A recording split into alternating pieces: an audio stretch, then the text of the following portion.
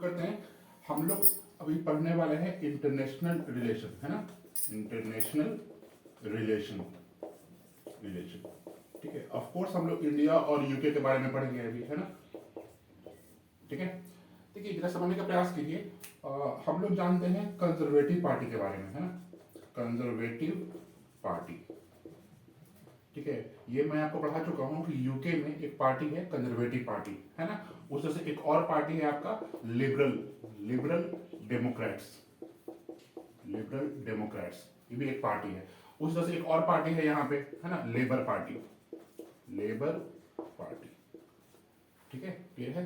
History में आप लोगों ने पढ़ा होगा कि ये लेबर पार्टी ही है जिसने हमें फ्रीडम दिया था, आज़ादी दी थी, ठीक है। देखिए मैं ऐसा कह के ऐसा नहीं कहना चाह रहा हूँ कि हम लोगों ने कुछ नहीं किया और उन्होंने आज़ादी दिया, ऐसा नहीं है। हम लोगों ने भी किया, इंटरनल फैक्टर्स भी रहे होंगे, ठीक है। मैं उन स्वतंत्रता सेनानियों के मेहनत को अंडरमाइन नहीं कह रहा हूँ, बस ये कहने की कोशिश कर रहा हूँ कि जिस वक्त हमें आज़ादी मिली उस वक्त ब्रिटेन में जो गवर्नमेंट थी वो लेबर पार्टी की थी, तो ये समझिए। तो हम ये कह सकते हैं ना कि लेबर पार्टी ने ही हमें आज़ादी दी है, ठीक है। चलिए, कंजर्वेटिव पार्टी, ठीक है। कंजर्वेटिव पार्टी और लेबर पार्टी की अगर हम बात करें, ठीक है, कंजर्वेटिव पार्टी और लेबर पार्टी की अगर हम बात करें, देखिए कंजर्वेटिव पार्टी जो है ना वो बनी है 1834 में, ठीक है। और लेबर पार्टी जो है वो बनी है 1900 में, है 1900 में बनी है, ठीक है। तो इससे ये मालूम पड़ रहा है आपको ना कि ये कंपैरेटिवली उसके तुलना में रिलेटिवली बहुत ही पुरानी पार्टी है। देख रहे हैं ना कितना का डिफरेंस है ना। यानी कॉमन सेंस है इनके पास, कंजर्वेटिव पार्टी के पास, क्योंकि ये बहुत पुरानी बनी हुई है ना, 1834 में बनी है, ठीक है। और ये 1900 में बनी है। क्लियर है। चलिए, तो अगर हमको कंजर्वेटिव पार्टी की बात की जाए तो कंजर्वेटिव पार्टी उसके तुलना में काफी पुरानी पार्टी है। क्योंकि पुरानी पार्टी है इसलिए लोगों का इनसे जुड़ाव अधिक होगा, है ना, ज्यादा चांसेस होंगे, ठीक है, कि इनमें जो लोग हैं ज्यादा इसमें अटैच्ड फील करते होंगे, है ना। ट्रेडिशनल वैल्यूज होगी और सारी चीजें। खैर, तो कंजर्वेटिव पार्टी जो कब बनी है 1834 में, और कंजर्वेटिव पार्टी का ही नाम है द टोरीज, TORIES, है ना। ऐसे कैपिटल में लिखते हैं TORIES, ये भी सही है, द टोरीज ये भी सही है ना। द टोरीज बोलते हैं उसको। क्लियर है। आप ये पढ़ेंगे ना कि कंजर्वेटिव पार्टी को बनाने में रॉबर्ट पील का एक बहुत बड़ा योगदान रहा होगा। रॉबर्ट पील जो है ना वो क्या किए होंगे कि छोटे से एक गुट रहा होगा, है ना, एक छोटा सा फैक्शन रहा होगा, FACTION, इसको बोलते हैं गुट, है ना। एक छोटा सा गुट रहा होगा जो लोगों के प्रॉब्लम को सॉल्व कर रहा होगा, ठीक है। छोटा सा गुट का सोशल प्रेजेंस होगा, और वो छोटा सा गुट जो है ना धीरे धीरे उसको आगे बढ़ाते हुए कंजर्वेटिव पार्टी तक ले गए, कंजर्वेटिव पार्टी बना दिया उस गुट को, ठीक है। ये बहुत छोटी सी पार्टी थी, छोटी सा गुट था, उसमें आगे बढ़ते बढ़ते पॉलिटिकल पार्टी कंजर्वेटिव पार्टी बना दिया। इसमें रॉबर्ट पील साहब का बहुत बड़ा योगदान है, ठीक है। देखिए ये चीज़ बहुत कंट्रोवर्शियल है ना, अलग अलग लोग मानेंगे ना कि नहीं ये नहीं है, इनके जन्मदाता ये नहीं है, कोई और है, ठीक है। पर मैं बस आपको बता रहा हूँ कि इतिहास में ऐसा है कि रॉबर्ट पील का नाम आएगा कंजर्वेटिव पार्टी को बनाने में। क्लियर है, ये समझिए। और ये आज यही कंजर्वेटिव पार्टी है जिससे कि आप देख रहे हैं कि जिसने मार्गरेट थैचर, लिज ट्रस, ठीक है। और मैं ऑर्डर में लिखता हूँ, एक minute. Margaret Thatcher, Theresa May और लिज ट्रस। गौर कीजिए ये तीनों के तीनों जो है ना वो पीएम है, प्रधानमंत्री हैं यूके की, ठीक है। ये यूके की फर्स्ट वुमेन पीएम है, पहली महिला प्रधानमंत्री यूके की। ये है दूसरी, सेकंड, और ये है तीसरी, ठीक है। गौर कीजिए ब्रिटेन की इतिहास में 3 तो पीएम बनी है आज तक लेडीज, ठीक है। और वो तीनों की तीनों वुमेन पीएम, महिला पीएम कंजर्वेटिव पार्टी ने ही दिया है, ठीक है। गौर कीजिए कंजर्वेटिव पार्टी जो है उन्होंने ही तीनों पीएम दिया है, तीनों के तीनों लेडीज पीएम दिया है। तो इससे ये तो क्लियर हो गया ना कि कंजर्वेटिव पार्टी जो है ना वो उसमें ऐसा नहीं है कि महिलाओं को वो क्या कहते हैं ऊंचे पोस्ट पर न ले जाए, ऐसी मान्यता उनमें नहीं है, ठीक है। देखिए मैं लेबर पार्टी के बारे में भी ये नहीं बोल रहा हूँ कि वो ऐसा नहीं करते हैं, मैं सिर्फ आपको बातें समझाने का प्रयास कर रहा हूँ कि महिलाओं को पीएम तक दर्जा देने का कंजर्वेटिव पार्टी में से सोच है, थिंकिंग है, ठीक है। जैसे आप पढ़ेंगे इतिहास में कि महिलाओं को राइट टू वोट करने का अधिकार बहुत लेट से मिला, ठीक है। लेकिन कंजर्वेटिव पार्टी में हम देख रहे हैं ना कि नहीं, वो लोग वुमेन को पीएम बना रहे हैं। क्लियर है। चलिए, और आपको पता है लिज ट्रस जो है वो शॉर्टेस्ट सर्विंग है, ठीक है, ये सब चीज मैं पढ़ा चुका हूँ। शॉर्टेस्ट सर्विंग पीएम है ना, बहुत छोटे कार्यकाल है इनका। ब्रिटेन के इतिहास में इतने कम टाइम तक, जितना कम टाइम तक ये पीएम बनी है, इतना कम टाइम तक पीएम कोई नहीं बना है, ठीक है। इस मैं बोल चुका हूँ 43 से 45 डेज है ना, कहीं 43 डेज रिपोर्ट किया जा रहा है, कहीं 45 डेज रिपोर्ट किया जा रहा है, ठीक है। खैर, तो इतने कम टाइम तक पीएम कौन बनी है? लिज ट्रस, सबसे शॉर्टेस्ट सर्विंग पीएम है, सबसे कम टेन्योर है इनका। और जब ये नहीं थी तो ये नाम था किनके पास? जॉर्ज कैनिंग के पास। जॉर्ज कैनिंग वो इंसान थे ना जिनको कि सबसे कम टाइम तक पीएम बने थे यूके के। जॉर्ज कैनिंग 119 डेज तक बने थे ये पीएम, तो समझिए सबसे कम दिन ये था। लेकिन लिज ट्रस जो है ना, इनसे भी कम दिन पे काम किए हैं, 43 डेज तक ये वो पीएम बनी है, या 45 डेज का ये है ना।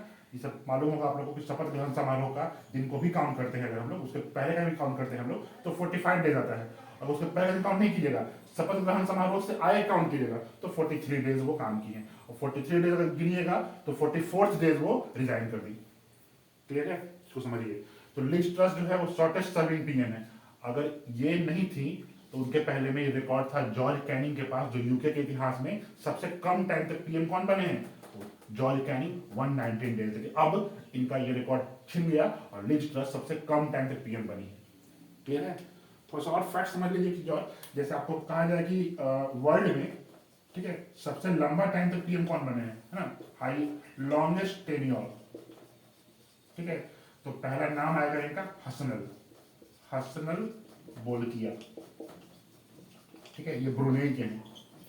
हसनल बोल्किया जो है वो ब्रुनेई के हैं, जो सबसे लंबे टाइम तक पीएम रहे हैं। और इनके बाद नाम आता है हुन सेन का, ठीक है, जो कंबोडिया के हैं। तो समझिए ये सब सेकंड नंबर पे हैं। ये लॉन्गेस्ट सर्विंग पीएम है, सबसे लंबा टेन्योर है इनका, सबसे लंबा टेन्योर, TENURE, ठीक है, टेन्योर, सबसे लंबे टाइम तक वो पीएम रहे हैं। क्लियर है? तो समझिए कि शॉर्टेस्ट कहानी क्या है और लॉन्गेस्ट का। ये बात कर रहा हूं मैं पूरे वर्ल्ड का, पूरी दुनिया का। पूरी दुनिया में सबसे लंबे टाइम तक पीएम कौन रहे हैं? हसनल साहब, हसनल बोल्किया, ब्रुनेई के। और सेकंड नंबर पे हुन सेन, ये लॉन्गेस्ट हैं वर्ल्ड के। और ये बात कर रहा हूं मैं सिर्फ ब्रिटेन के इतिहास में। ब्रिटेन के इतिहास में सबसे शॉर्टेस्ट सर्विंग पीएम कौन है? Liz truss. क्लियर है? चलिए मैं इसे डेवलप करता हूं, आगे बढ़ता हूं जरा।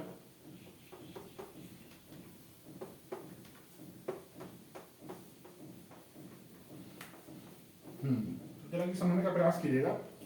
तो क्या हुआ कि 2019 में, ठीक है, गौर कीजिएगा, 2019 वो साल था जिस वक्त जनरल इलेक्शंस हुए, है ना, जिसे हम हिंदी में कहते हैं आम चुनाव, ठीक है। और सबसे अजीब बात यह है ना कि ये आम चुनाव इंडिया में भी हुआ और यूके में भी हुआ, यानी कॉमन ईयर था। इस ईयर दोनों में चुनाव हुआ, इंडिया में भी और यूके में भी जनरल इलेक्शंस हुए। जनरल इलेक्शन मतलब क्या? मतलब कि हर देश की जनता अपने देश के कॉन्स्टिट्यूएंसी के लिए एमपी चुनेगी, ठीक है। जैसे मान लीजिए कि हमारा कंट्री इंडिया है ना, तो इंडिया में भी यहाँ पर रीजन होगा, यहाँ पर रीजन होगा, क्या कहते हैं इसको? कॉन्स्टिट्यूएंसी, कॉन्स्टिट्यूएंसी, है ना। उसी तरह से आपको पढ़ाया था ना उसने हम, ये इंग्लैंड है तो यहाँ पे जो रीजन है, यहाँ पे एक रीजन है, यहाँ पे एक रीजन, तो क्या है? कॉन्स्टिट्यूएंसी। तो हर कॉन्स्टिट्यूएंसी से एक एमपी चुना जाएगा और वो एमपी जाके कहाँ बैठेगा? तो यूके में, आपको मालूम है ना, यूके में है आपका House of Lords, House of, पहले Commons, COMMONS, House of Commons, COMMONS, House of Commons. और दूसरा है आपका House of Lords, House of Lords, ठीक है। हाउस ऑफ कॉमन्स जो है ना, वो इंडिया में कैसे लोकसभा है लोअर हाउस, उस तरह से यूके में लोअर हाउस जो है हाउस ऑफ कॉमन्स है। इसमें 650 सीट है, ठीक है। और हाउस ऑफ लॉर्ड्स जो है ना, उसमें 793 सीट है, 793। क्लियर है? ये समझिए कि इंडिया कैसे लोकसभा है, उसे यूके में हाउस ऑफ कॉमन्स है। जैसे इंडिया में राज्यसभा है, उसी तरह से यूके में हाउस ऑफ लॉर्ड्स है, 793। तो ये आम चुनाव से जो सीट भरे जाएंगे, जो एमपी बनेंगे, वो जाके हाउस ऑफ कॉमन्स में बैठेंगे। समझ को आ रहा है? ये को समझने का प्रयास कीजिए कि इंग्लैंड में जितनी कंस्टिट्यूएंसी है, उस सब कंस्टिट्यूएंसी से एमपी जीतेंगे और कहां जाकर बैठेंगे? हाउस ऑफ कॉमन्स में। तो हाउस ऑफ कॉमन्स में जाकर बैठेंगे, 650 सीट होगा, तो 650 का आधा कर दीजिए, 650 का आधा करते हैं, कितना हो जाएगा? 325, ठीक है। और इसमें एक जोड़ दीजिए, कितना हो जाएगा? 326। यानी समझिए 326 क्या है? एक तरह का मेजॉरिटी मार्क है, मेजॉरिटी मार्क। मेजॉरिटी मार्क मतलब कि इंग्लैंड की जनता, ठीक है, सारे कंस्टिट्यूंसी से चुनेगी एमपी को और कहां भेजेगी, हाउस ऑफ कॉमन्स में। और हाउस ऑफ कॉमन्स में जिस पार्टी के पास 326 ठो एमपी होगा, ठीक है, मेंबर ऑफ पार्लियामेंट होगा 326 ठो, वही पार्टी जो है ना वो पीएम देगी। ठीक है, वही पार्टी क्या बनाएगी, पीएम बनाएगी। तो हमने देखा कि 2019 में 650 सीटों में चुनाव होगा, कहां पे, यूके में 650 सीटों में चुनाव होगा। इन 650 सीटों में 326 सीट जिसके पास आएगा वो क्या बनाएगा, सरकार बनाएगा। तो यूके में जब चुनाव हुआ 2019 में, यूके में जब चुनाव हुआ उस वक्त 650 सीट में अगर बात करें हम लोग, ठीक है, इसको मैं जरा मिटाता हूं, 650 सीट में चुनाव हुआ तो उसमें 365 सीट ना ये मिला कंजर्वेटिव पार्टी को, समझने का प्रयास कीजिए। ठीक है, कंजर्वेटिव पार्टी को कितना मिला, 365 सीट। मैं इसे रद्द करता हूं। और अगर हम बात करें लेबर पार्टी को, तो लेबर पार्टी को मिला 202 सीट। ठीक है, देखिए 365 और 202 अगर हम जोड़ेंगे दोनों को, 365 और 202 को जोड़िए कितना आएगा, 5 2 7 6 3 2 5 567। तो आप बोलिएगा सर सीट तो 650 है और 567 का बता रहे हैं, तो 567 के अलावा जितने सीट बच गए, 650 सीट है ना, तो जितने सीट बच गए यानी 650 में आप 567 घटा दीजिए। ठीक है, 83 सीट और बच गए। ठीक है, 83 सीट जो बच गए ना, इस 83 सीट में अब बहुत सारे इंडिपेंडेंट लोग आएंगे, इंडिपेंडेंट पार्टीज आएंगी, ठीक है, और लिबरल डेमोक्रेट्स लोग आएंगे, है ना, ये सब चीज आएगी। तो मुझे उस पर चर्चा नहीं करना है। गौर कीजिए, कंजर्वेटिव पार्टी को 365 सीट मिल गया, जबकि इसको सरकार बनाने के लिए सिर्फ 326 सीट चाहिए, यानी कॉमन सेंस से आराम से सरकार बना सकते हैं। तो कंजर्वेटिव पार्टी को बिना किसी पार्टी के समर्थन के वो अकेले ही गवर्नमेंट बनाने में सक्षम थे। ठीक है, तो सरकार बनाएगी। क्लियर है? देखिए अच्छे से टाइमलाइन समझिए कि हाँ टाइमलाइन क्या है ना, कहाँ पे चीजें क्या हो रही हैं और कब क्या हो रहा है। तो 2019 में चुनाव हुआ, इंडिया यूके दोनों में। यूके में चुनाव हुआ 650 सीट पे, 650 सीट में कंजर्वेटिव पार्टी को 365 सीट मिला, ये सरकार बनाएगी। और ये सरकार जब बनाएगी, किस सरकार बनेगी, कंजर्वेटिव पार्टी की सरकार बनेगी। और कंजर्वेटिव पार्टी जब सरकार बनेगी तो यहाँ पे बोरिस जॉनसन जो है, समझिएगा, बोरिस जॉनसन जो है ना वो पीएम बन जाएंगे। ठीक है, तो समझिए 2019 के चुनाव ने इंग्लैंड की सत्ता पे बोरिस जॉनसन को काबिज कर दिया, उनको बैठा दिया। क्लियर है? बढ़िया समझिएगा। तो बोरिस जॉनसन ये पीएम बन गए। अब बोरिस जॉनसन जब पीएम बन गए ना, तो अब ये कुछ घटनाएं घटेंगी इनके कार्यकाल में, इनके पीएम के टेन्योरशिप में कुछ घटनाएं घटेंगी। पहला घटना ये होगा कि आप ये समझिए कि यहाँ पे हम एक नाम देते हैं क्रिस पिंचर का। ठीक है, क्रिस पिंचर को ना ये बोरिस जॉनसन जो है डेप्यूटी चीफ का पोस्ट देंगे। डेप्यूटी चीफ जो काफी होता है प्रेस्टिजियस पोजीशन, अपने कैबिनेट में वो डेप्यूटी चीफ का इनको पोजीशन देंगे। ऑफ कोर्स ये एमपी है ना, इनको वो देंगे। और क्रिस पिंचर पे इल्जाम रहेगा सेक्सुअल मिसकंडक्ट का, है ना, महिलाओं के प्रति इनका रवैया जो था वो सही नहीं था, इस पे इन पर आरोप लगता है डेप्यूटी चीफ का। ठीक है, और बोरिस जॉनसन की सरकार में चूंकि उनको पोस्ट दिया गया था, तो बोरिस जॉनसन से मीडिया ने पूछा कि आपको जब पता है कि इन पे ये आरोप लगा हुआ है, फिर भी आपने इन्हें डेप्यूटी चीफ का पोस्ट क्यों दिया। ठीक है, शुरू में ना करते करते फिर धीरे धीरे उन्होंने माफी मांगी इनको इस पोस्ट पे देने के लिए। ठीक है, सोचिए गवर्नमेंट में बोरिस जॉनसन का है और उन्हीं के मंत्री जो हैं वो दागी रहेंगे, उन पे कोई आरोप लगा रहेगा, तो महिलाओं के प्रति कोई चीज लाएंगे तो जनता उन पे कैसे भरोसा करेगी। ठीक है, और कहीं ना कहीं बोरिस जॉनसन का भी इमेज खराब होगा, और बोरिस जॉनसन इस पार्टी के हैं, कंजर्वेटिव पार्टी के, उनका भी इमेज खराब होगा। तो समझिए जरा, यानी यहाँ पे हम चीज नोट कर रहे हैं पब्लिक, कौन से पब्लिक, पब्लिक ऑफ यूके। क्या समझिएगा कि यूके की पब्लिक का ना कंजर्वेटिव पार्टी के बारे में क्या सोच बनेगा। तो ये समझिए पिछले 12 साल से, अभी चल रहा है कौन सा ईयर, अभी चल रहा है 2022 से आप 12 साल बैक कर लीजिए। ठीक है, तो पिछले 12 साल से ना कंजर्वेटिव पार्टी की सरकार पीएम बना रही है। तो समझिए कि पब्लिक कितना भरोसा कर रही है कि लेबर पार्टी या लिबरल डेमोक्रेट्स या किसी और पार्टी को गवर्नमेंट बनाने दे नहीं रही है। पब्लिक हमेशा कंजर्वेटिव पार्टी को ही दे रही है पिछले 12 साल से। तो पब्लिक का इतना भरोसा है कंजर्वेटिव पार्टी पे कि उन्हें बार बार पीएम बनाने के लिए पब्लिक जो है वो चाह रही है। और वो कंजर्वेटिव पार्टी जो है, उनके पीएम साहब जो है वो ऐसे मंत्री को ला रहे हैं जिनका रवैया महिलाओं के प्रति सही नहीं है। तो पब्लिक के प्रति पहला समझिए आप ये कि बोरिस जॉनसन का जो ये था डिसीजन था, इससे लोग कितने आहत हुए होंगे। समझिए ये सारी घटनाएं जो लिखूंगा ना 1 2, ये सब दिखाएगा ना कि पब्लिक कैसे एंगर हो गया है ना कंजर्वेटिव पार्टी के लिए। क्लियर है? और ये सारे कारण बनेंगे बोरिस जॉनसन के पॉलिटिकल डाउनफॉल का, इनके सरकार के गिरने का ये कारण बनेगा। तो समझिए बोरिस जॉनसन साहब का जो डिसीजन था कि क्रिस पिंचर साहब को हम लाएंगे, पीएम बनाएंगे और डिप्टी चीफ देंगे ऐसे दागी मंत्री को, उससे पब्लिक क्या हो गई, गुस्सा हो गई। ये हम दिखा रहे हैं आपको रीजंस, है ना, रीजंस ऑफ एंगर। पब्लिक का जो गुस्सा होगा, ठीक है, वो क्या कारण बनेगा, ये समझ में आ गया आपको। चलिए दूसरा समझिए, दूसरा हम यहां लिखते हैं, दूसरा पार्टी गेट स्कैंडल।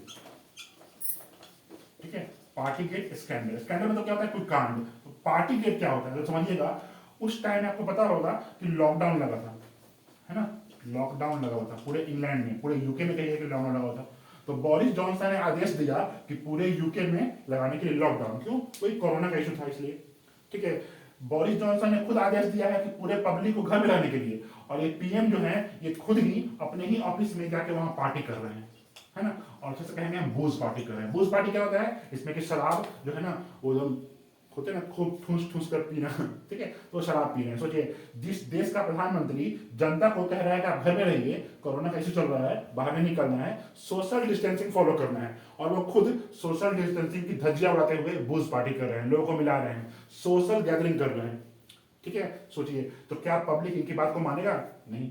तो इससे भी एक तरह का ट्रस्ट जो है ना, वो ट्रस्ट इशू जाएगा। तो गौर कीजिए, यानी हम ये समझ रहे हैं कि पार्टी गेट स्कैंडल, ठीक है, ये पार्टी गेट स्कैंडल जो है, ये डिसीजन था बोरिस जॉनसन का, इससे भी लोग बहुत आहत होंगे कि एक तरफ प्रधानमंत्री खुद ऐश कर रहे हैं, घूम रहे हैं, और हमें वो बोल रहे हैं लॉकडाउन रहने के लिए। ठीक है, इसी को वहां की मीडिया ने पार्टी गेट स्कैंडल का नाम दिया, पार्टी गेट, क्योंकि पार्टी हो रहा है, पार्टी गेट। क्लियर है। और बोरिस जॉनसन पे मीडिया का बहुत दबाव पड़ा, इसलिए इस पार्टी गेट स्कैंडल का जो है वो इन्वेस्टिगेशन शुरू हो गया। क्लियर है, बढ़िया समझिएगा। ठीक है, और इसमें एक नाम आएगा रेनॉल्ड साहब का, ठीक है, जो कि इनके सेक्रेटरी हैं। ठीक है, रेनॉल्ड साहब का ना ईमेल लीक हो गया था। ठीक है, उस ईमेल में ही बोरिस जॉनसन ने बाकी लोगों को इनवाइट किया है कि आइए पार्टी करते हैं। ठीक है, इनका भी नाम आया। ये ईमेल लीक होने से ही मीडिया में बात आ गई कि बोरिस जॉनसन इसमें इन्वॉल्व है। क्लियर है, तो ये समझिएगा रेनॉल्ड साहब का भी नाम आया था, तो बोरिस जॉनसन ने, इससे भी उनकी इमेज खराब हुई। पार्टी के समय आया, क्योंकि पार्टी जो है ना वो हुई थी दिसंबर महीने में, गौर कीजिएगा दिसंबर महीने में हुई। और वो पता ही है यूके में दिसंबर में बहुत पीक पे होता है क्रिसमस, है ना, इसलिए इसका नाम पड़ा क्रिसमस पार्टी स्कैंडल बोलते हैं इसको, क्रिसमस पार्टी स्कैंडल। ठीक है, क्योंकि दिसंबर महीने में हुआ इसीलिए इसको फेमस कर दिया गया इस नाम से भी, क्रिसमस पार्टी स्कैंडल या पार्टी गेट स्कैंडल की बात है।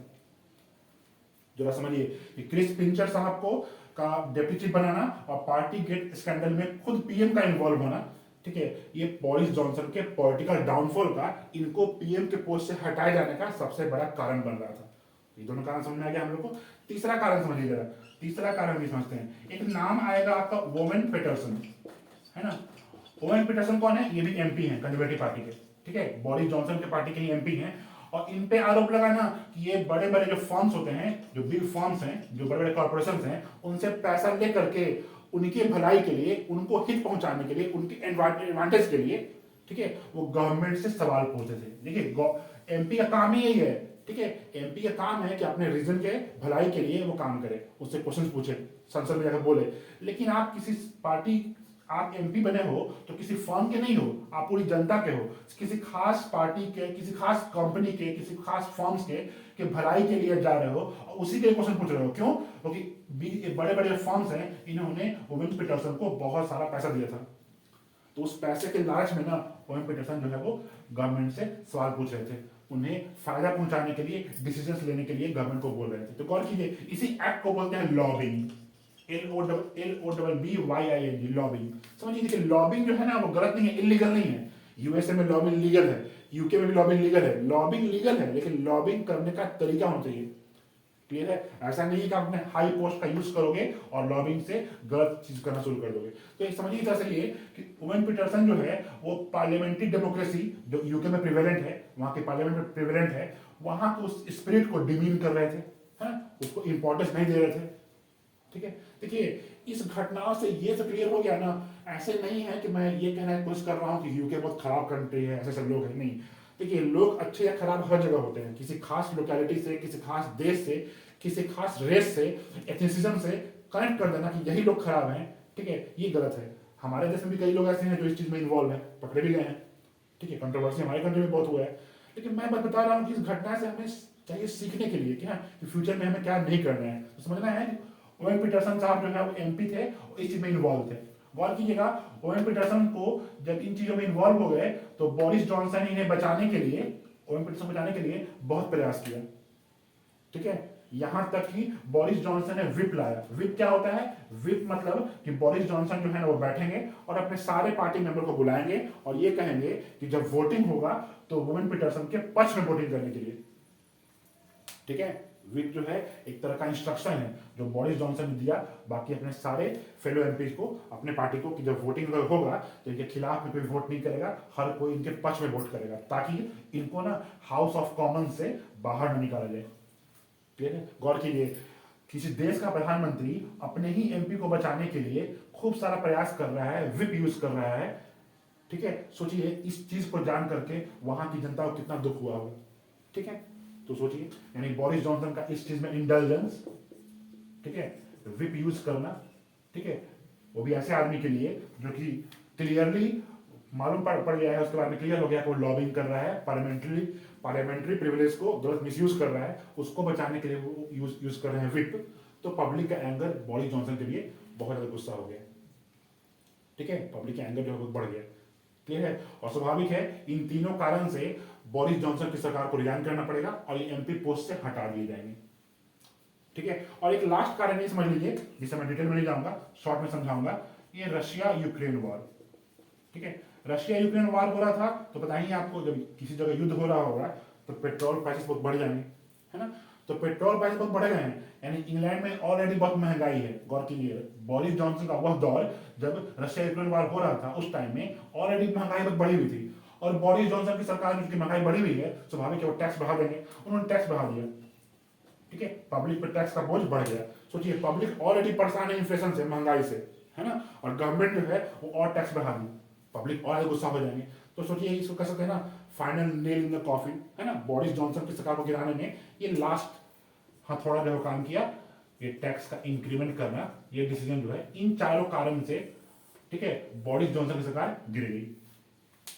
क्लियर है, बोरिस जॉनसन की सरकार गिर गई।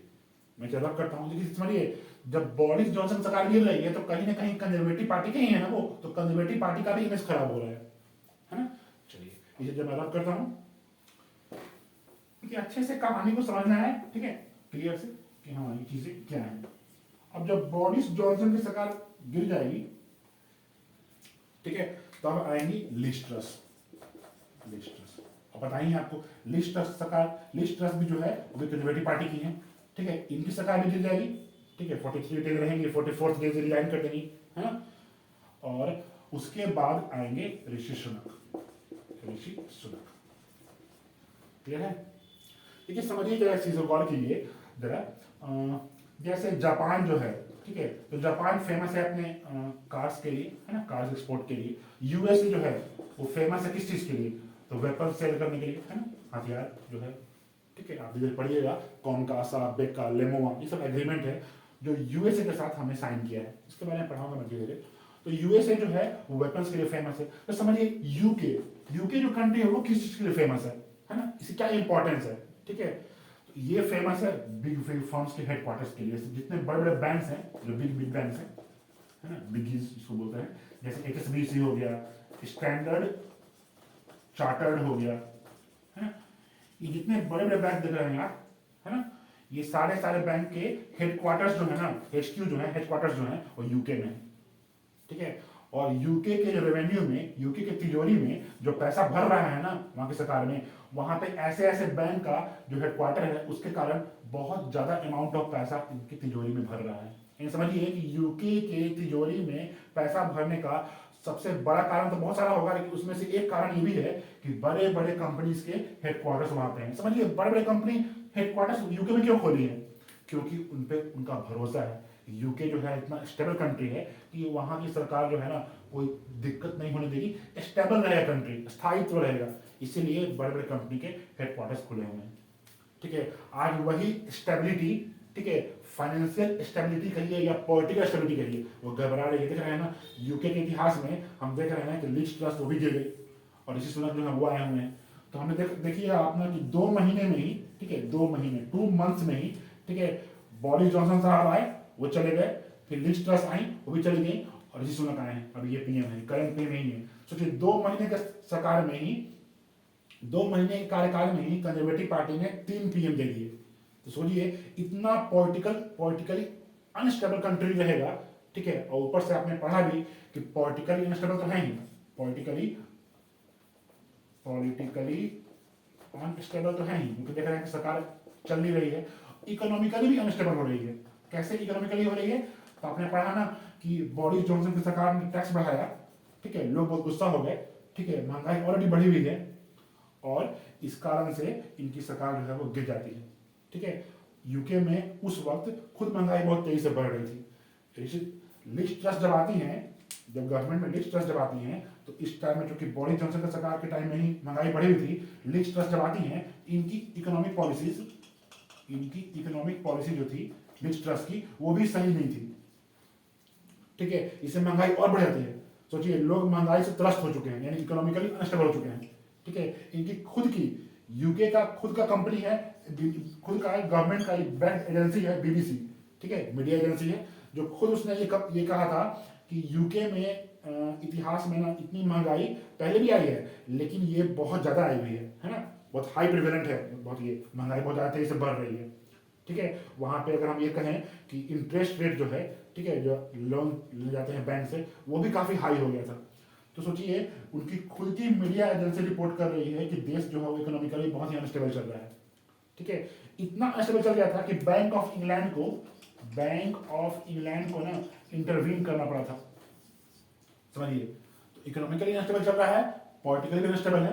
सोचिए ऐसे कंट्री जो खुद आज इतना पॉलिटिकली अनस्टेबल है, इकोनॉमिकली अनस्टेबल है, सोचिए ये तो सिचुएशन आज का है ना। लेकिन यूके में जब ये खुला था, HSBC, स्टैंडर्ड चार्टर्ड, ये सब कंपनी ने सोचा था कि यूके बहुत स्टेबल रहेगा, और यूके की स्टेबिलिटी ही, क्योंकि बहुत सारे एपिडेमिक्स यूके में आए चले गए, है ना, बहुत सारा युद्ध हुआ और खत्म हो गया, लेकिन कभी यूके अनस्टेबल नहीं हुआ।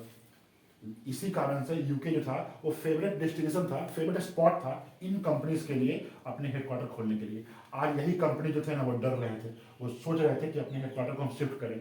क्यों? क्योंकि वहाँ पे स्टेबिलिटी नहीं है, ठीक है, क्लियर है। इकोनॉमिकली अनस्टेबल कारण क्या बताया आपको मैंने, रशिया यूक्रेन वॉर हुआ था, तो बोरिस जॉनसन टैक्स बढ़ा दिया, उस कारण महंगाई बहुत बढ़ गई, ठीक है, लोग जो है बहुत गुस्सा हो गए। उसके अलावा लिज ट्रस्ट की खुद की इकोनॉमिक पॉलिसी ऐसी थी, ठीक है, लिज ट्रस्ट की खुद की इकोनॉमिक पॉलिसी, जिसे मैं ऐसे कह सकता हूँ प्यार से, लिज की इकोनॉमिक पॉलिसी यानी लिजोनॉमिक्स, है ना, या लिस्ट्रोनॉमिक्स या ट्रसोनॉमिक्स, जो कोई आप टर्म यूज कर दीजिए, ट्रसोनॉमिक्स यानी ट्रस्ट मैडम